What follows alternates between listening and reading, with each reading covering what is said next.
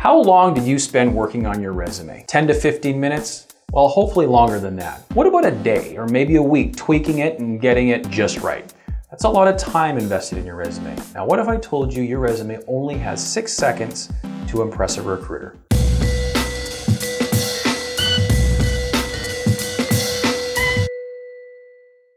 There's a company out of New York called The Ladders, and they did a research project with a number of recruiters using eye tracking technology. They wanted to find out what recruiters were looking at when they reviewed resumes. And one of the things that they found is that the average review time is only around 6 seconds. 6 seconds, and that's it. Here's what that looks like.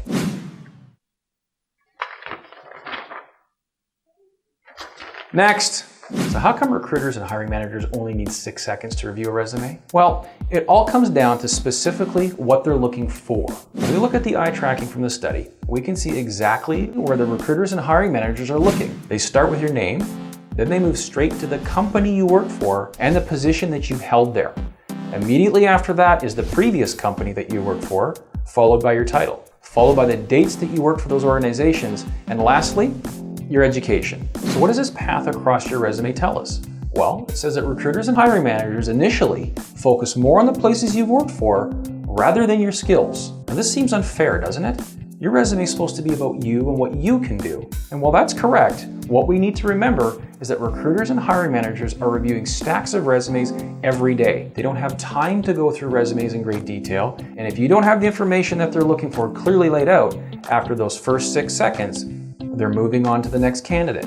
But the question remains, why focus on the organizations? Well, they need a common denominator, something tangible, something they know that they can compare. If the company is well known, like Nike or Apple or Procter & Gamble, that kind of thing, then a recruiter immediately knows the company size, the revenues, the type of environment that you would have likely worked in. But if you work for a company that they aren't familiar with, and you haven't provided the relevant information, then they have nothing to compare it against. And that's the key to all of this. Familiarity.